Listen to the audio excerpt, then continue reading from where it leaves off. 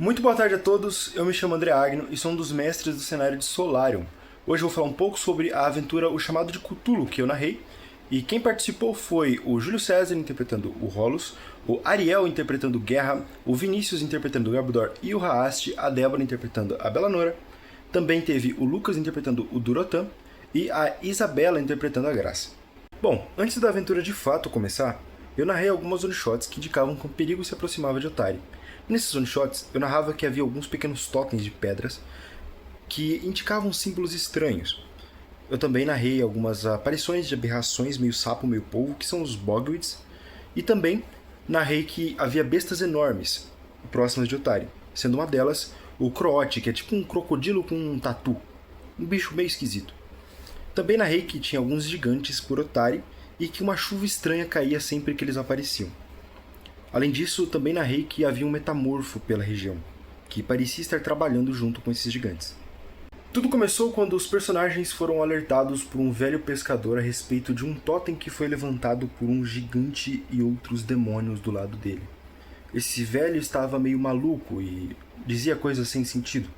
Os personagens foram até o totem e sentiram uma presença mágica estranha que faziam eles terem vontade de saltar para o mar.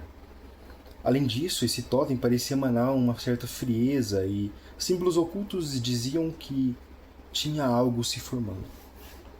Esse totem parecia ser a primeira parte de algumas de um ritual. Próximos do totem, havia pegadas que levavam para o pântano.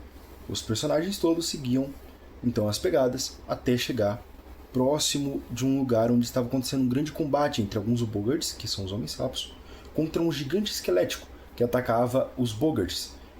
Os desbravadores da Alvorada lutaram contra esse gigante esquelético. Não conseguiram salvar quase nenhum dos sapos, somente um conseguiu escapar com vida. E o gigante esquelético foi morto e havia mensagens estranhas que indicavam que ele fazia parte de um grupo de gigantes. Os desbravadores então seguiram o caminho das pegadas e encontraram um grande totem. Esse totem tinha alguns 6 metros de altura e era bem mais trabalhado que aquele outro perto do mar. Esse totem em específico tinha mensagens mais claras, dizendo coisas com uma língua estranha e desconhecida. Além disso, próximo desse totem, havia um grande ilhéu, cercado pelos rios e as águas do pântano. Essa pequena porção de terra tinha uma tribo de Bogards, e no centro dela, 4 gigantes dos charcos alimentando de carne humana, de alguns aventureiros. E no centro dessa mesa, do lado dos Bogards, uma coisa bizarra, com tentáculos, que mais parecia uma grande aberração demoníaca. Um dos desbravadores da Alvorada, o Garbodor, tentou destruir o totem, mas a sua tentativa alertou os gigantes, que logo enviaram alguns dos seus animaizinhos para lutar contra os desbravadores. O Croate e o Rodag atacaram os desbravadores que já estavam machucados do combate contra o gigante esquelético, e todos eles tiveram que fugir. Porém, o alquimista Garbodor não teve boa sorte nessa fuga e foi assassinado e devorado por um dos monstros terríveis, no caso o Croate. Mas antes de morrer, ele se explodiu em uma bola de fogo. Assim terminou a primeira sessão. Após a derrota, os desbravadores da Alvorada fizeram um plano. Eles tinham que conseguir o máximo de informação possível. Então eles foram até a guilda, leram livros e perguntaram para pessoas, depois voltaram para o ilhéu, investigaram de perto a rotina dos gigantes, e lá eles já descobriram uma coisa muito importante: um grande fosso onde os gigantes jogavam os restos de equipamentos dos aventureiros que eles devoravam. Lá os desbravadores conseguiram alguns equipamentos e armas mágicas que eles puderam usar durante a campanha, e entre esses itens estava também um caderno, um diário de uma investigadora que estava investigando esses gigantes. Depois disso, os desbravadores seguiram o gigante Mok, o gigante responsável por adestrar os animais que os gigantes estavam usando contra os desbravadores. Esse gigante estava tentando domar uma hidra que estava acorrentada numa das grandes árvores do pântano. Lá, os desbravadores observaram cada detalhe e fizeram um plano para atacar o Mok.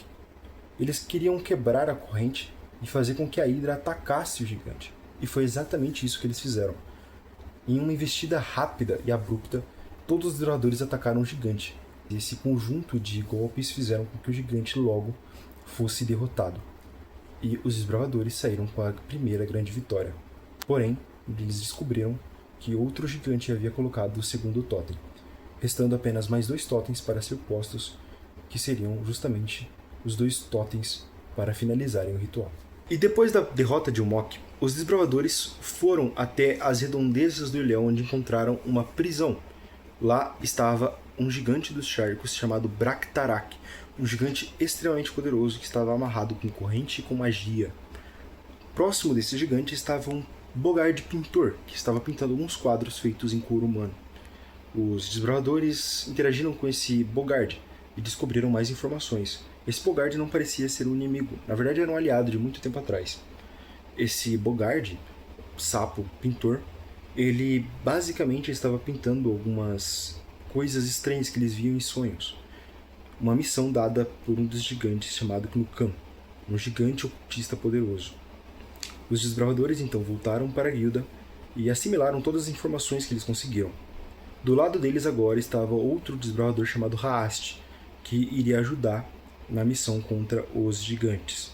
Na volta para o ilhéu, para libertar o Bogard Sapo e também para conseguir mais informações, eles foram atacados por Gortak, um gigante terrível dos charcos enorme que era muito poderoso fisicamente. O gigante arremessava pedras à distância contra os desbravadores, que foram desviando e pegando cover pelas árvores do pântano. Não demorou muito para a criatura ser derrotada. Com a derrota de Gortak, os desbravadores voltaram para a guilda e descansaram por lá. Ao amanhecer, eles encontraram o corpo do velho pescador, o homem que havia chamado eles para essa missão. O corpo dele estava distorcido e os braços divididos como se fossem tentáculos. Havia tatuagens estranhas nas costas dele. E descobriram que esse velho pescador fazia parte também desse culto a essa divindade estranha chamada Cthulhu. Mas ele parecia estar arrependido das suas ações.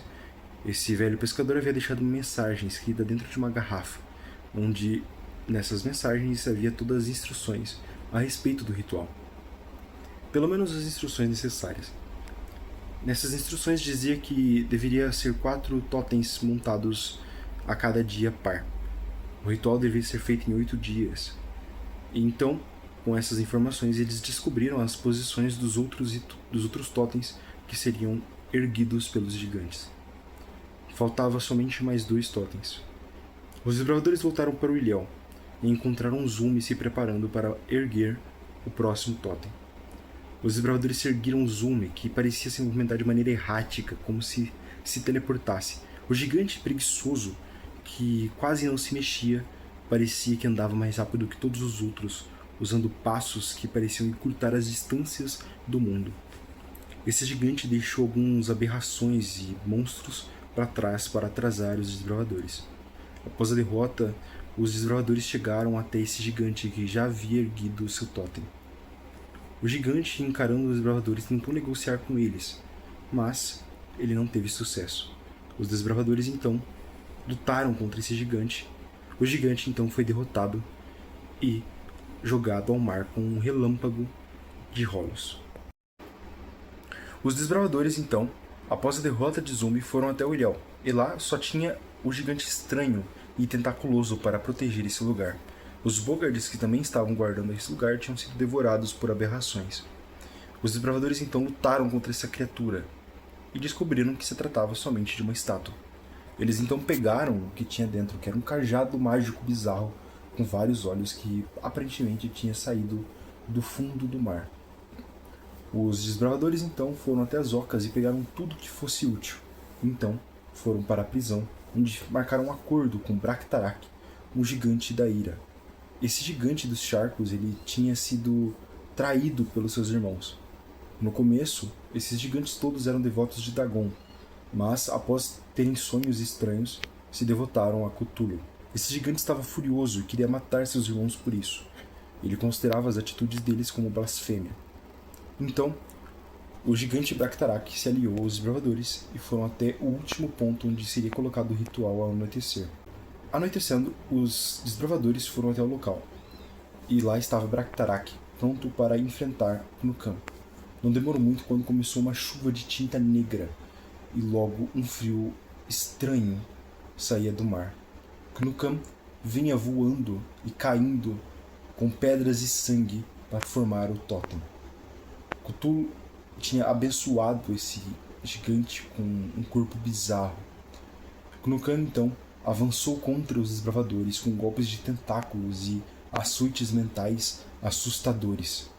Mas, com a força do gigante dos charcos segurando esse gigante, os desbravadores conseguiram golpear Knukan e se defender dos golpes massivos dele.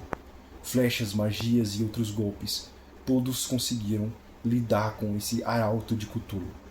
Enquanto a luta acontecia, o metamorfo foi montando o totem, disfarçado de um dos aliados.